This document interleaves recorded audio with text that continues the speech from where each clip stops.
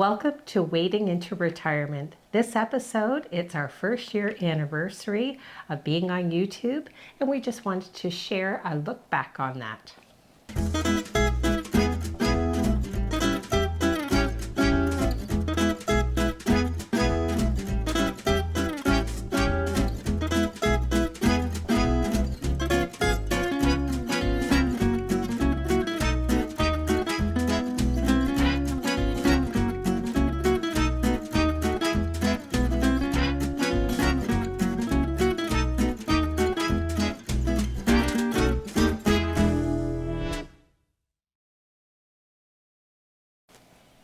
Welcome to Wading into Retirement. I'm Mike. And I'm Laura.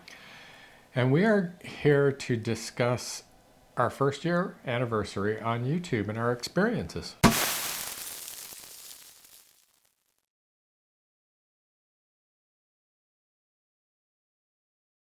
I can't believe it's been a year, and I'm not even sure you would have known it was a year, except our subscription came due for the tools that we use for YouTube, and that got us talking and planning for this episode. Yeah. So I went and I got some statistics. So our first episode was March 25th, 2023. It doesn't seem like it's been a year. Lots happened in a year. A little more than a year.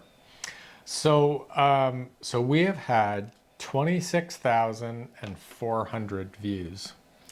That's a lot. That means we have a lot of family. No, I'm just okay. It does seem like a lot, though. Even to me, it seems like a fair bit. Yeah, 26,000 views. That's, a fair number of views. And we'll talk about the monetary thing in a minute. We've had 2,700 hours of watch time. So people have been looking at us for 2,700 hours this past year. That's interesting. I wondered if there were some highlights of that 2,700 hours. Highlights in what way? Well, which ones maybe did well compared to which ones didn't do so well. Yeah, we will get to that. So subscriptions. We've had 257 subscribers as of yesterday when I pulled all these stats. That is a lot of family. And our family's not that big, so it is more than just family. So that's what, around 4,000 hours and 1,000 subscribers? No, that is what is required to monetize your channel. Oh, okay. So some YouTube channels that take off really quickly, they get monetized in a short period of time. We've been doing this for a year. And so you need 4,000 hours to be monetized. And we were at, as I said, 2,700 hours. So more than halfway. Oh, that's good. And you need 1,000 subscribers. And we're over 250. So we're about, 25% of the way from a subscriber count perspective. Now, do they give you metrics on when you should expect to hit that? Like, should we have already hit that? Or should we be expecting that? Or does it range and vary by groups? It's different. It just depends on what people like to watch, right? We could put one crazy video out and you'd hit all those metrics off one video. We haven't done that yet. Or, it could take us 10 years to hit the monetization threshold. And what that means is you can then get some money back. So every video that's watched and things like that, you get portions of a penny back. So there are people out there that make a living off of their YouTube channels, believe it or not. Clearly, that's not going to be us. Hey, you don't know that. Yeah. So you had asked what some of the highlights were. So our most watched video of the past year was our resort tour when we were in Cuba. So we went to the Royalton in Cuba, and that's been our top viewed video, which isn't surprising because it's a very popular upscale resort. And if people happen to search for, hey, what's that resort like? Ours probably pops up in the listing. It is understandable too, because even when we booked into the Royalton, it was upper end. And the times that we've gone to Cuba before, the food's been sort of kind of so-so. So I think we really did want to share the experience because, of course, Cuba has the most beautiful beaches. But you're right, we were able to share, and I think it's also a wedding destination place for a lot of couples. So that does kind of make sense. But what was number two? Number 2 was one of our house tours. So the house tour videos do quite well. I think it's just for those people comparing how far their dollar would go in another country. Was it Casa Palm? No, it wasn't. But then again, that one was only, that's the last one that we put out. So it takes a little bit of time for each video to kind of get its feet, and the longer it's there, the more views that it gets. So Well, and we should add an update to Casa Palm because I think it was probably the one. yeah, but it's And- sold. So it's the one for somebody else Yes. because The one that got away. we were indecisive. So our third best video was shopping in San Miguel. Oh, well, that kind of makes sense. Yeah, so that's the one that we did where, you know, we went to the local market, and then we also went to the chain grocery store, City Market, and compared some prices and watched you try and check out in Spanish. Well, I still think we had the idea of maybe doing a shoe shopping update. And since I was just in Napanee at Starlet buying Blundstones, which we never saw any when we were down there, except on my sister who came to visit. So I think we definitely know that we want to do an update on more Spanish shopping to come. Yeah. So those were our 3 best. So our worst ones. So it's interesting because these things kind of let you know what people are interested in, right? Yep. So the worst one we did was books we love. So we were away for a weekend and we were just basically reading all weekend and had stacks of books with us and said, hey, let's do an episode on what it is we're currently reading. That one didn't go over too well. In fact, it was the worst one in the year. Oh, well, there you go. I guess that's not too surprising because I might think, or I might be thinking that it would be better to have done another video on something else rather than book reading. I think people who do one don't tend to do the other as much. So understandable. So our second worst one, so it comes in second place, is that a way to look at it? Second Was from the just bottom. our very quick season's greetings video. So we did one just around the Christmas season saying, hey, it's really cold here in Canada. Can't wait to get out of here. Merry Christmas kind of thing. So that was just a quick one, and that didn't do very well. Not surprisingly. And this next one, which was our third worst one, was a little bit surprising to me apart from a production issue. So it's the one we did at the church in Atotonilco. Oh, really? So it was a very nice church. I thought the content was good, but we didn't use the little microphones. No, we didn't. And it was was a windy windy. day. So I think if somebody stumbled upon that video and listened to the first little bit and heard the wind noise, they may have been put off and clicked on something different. So that may have been more of a production issue. Well, and you've learned a lot. Speaking of production issues, you have learned a lot about producing our videos. Of course, that's an area that Michael really enjoys. But wind has kind of been one of our nemesis. And we live on the water here, so even outside here, we have to be super, super careful. Yeah. So a couple questions for you. What do you think, what's been the best part of having a YouTube channel? I think the best part of having the YouTube channel has really been documenting our journey. I journal hit and miss, like not that great, not like somebody else who does it every single day. So I think for me, it has been chronicling that we can look back and see, you know, what we did in the last year, where we went, who we met, and it kind of brings to, you know, bubbles to the top the people that we've met on our journey in the last year, especially some of the people that we've met through the YouTube channel. Yeah. What about you, though? What would you say is your I kind think of- there's a couple things. I think meeting others that are doing similar things. So meeting Mark and Paulette was a highlight. Kind of took me out of my comfort zone because I'm not overly social. So that was neat, and they were great Hosts. great hosts, and love to meet them and spend some more time with them. So that wouldn't have happened without the YouTube channel.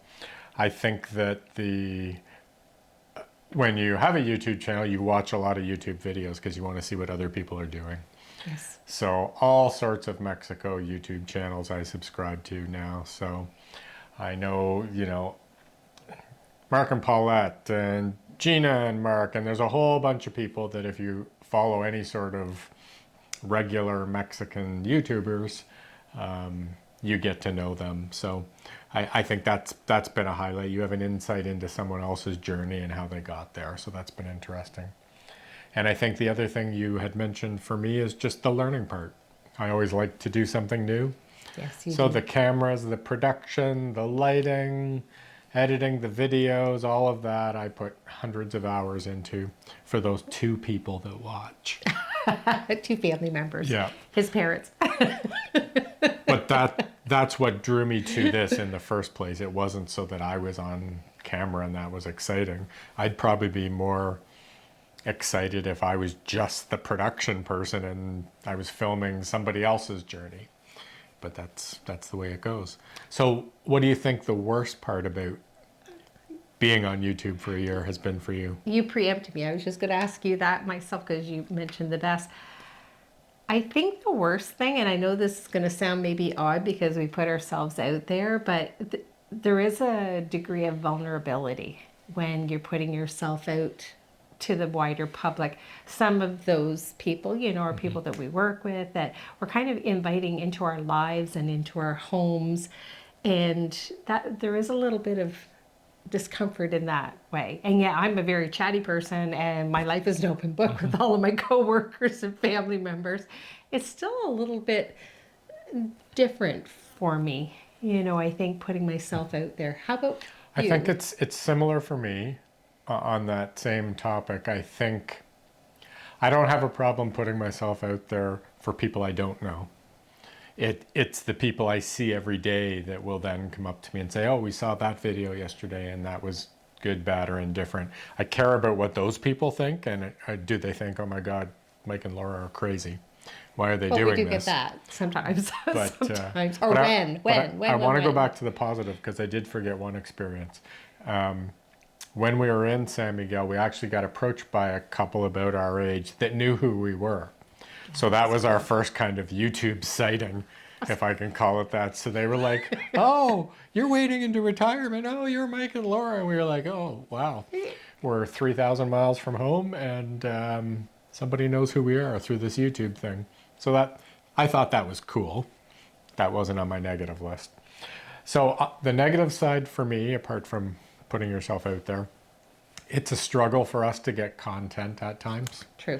So right now, because we aren't in Mexico living permanently or even part-time, you do a lot of filming when you're there because that's kind of been our focus, even though we do cover topics like, the 4% rule and other retirement type items. It has been somewhat Mexican focused. So getting content's a struggle. And I think that creates a lack of motivation at times.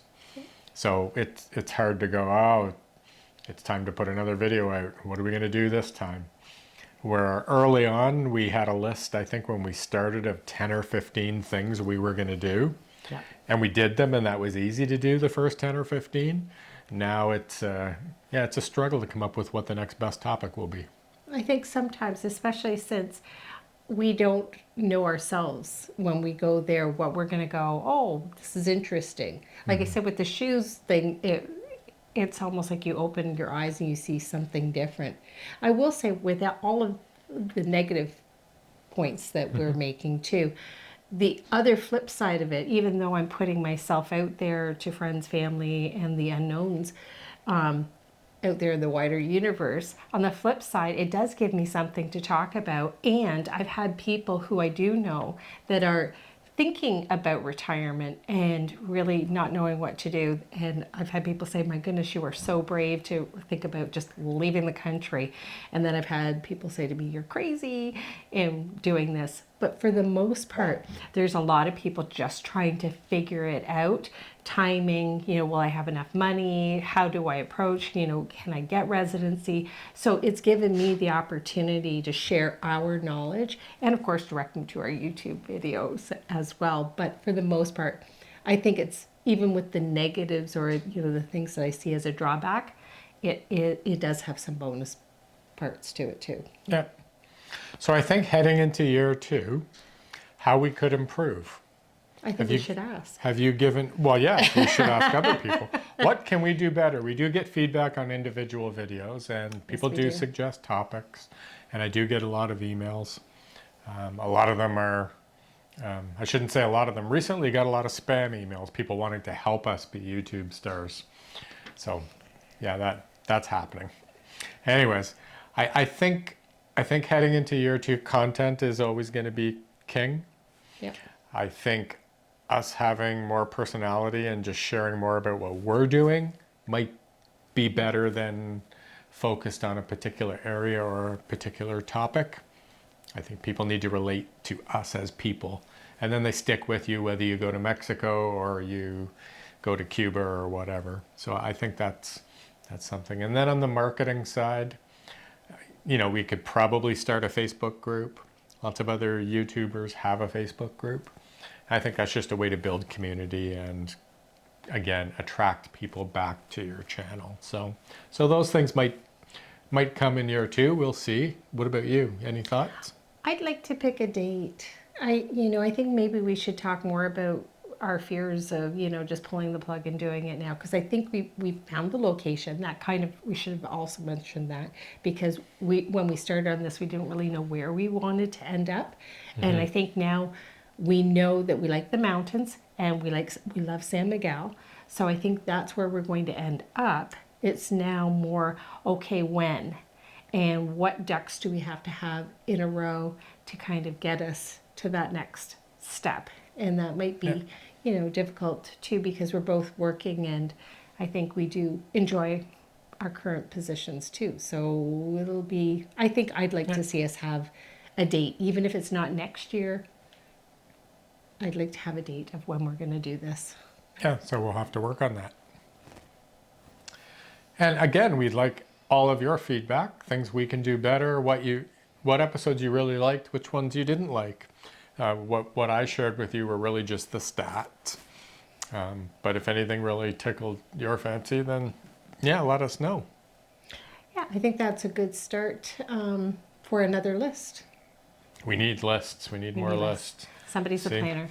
There's my list. And it's a short list. It only has like 6 things on it. So it is. Yes, it would be helpful to see what you might be interested in learning about.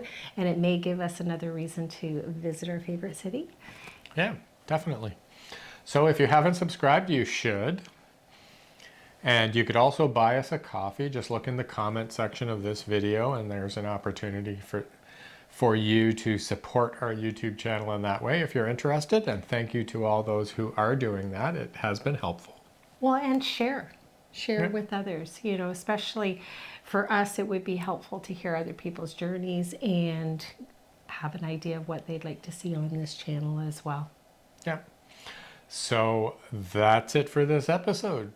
We will see you in another week or so. Bye. Bye for now.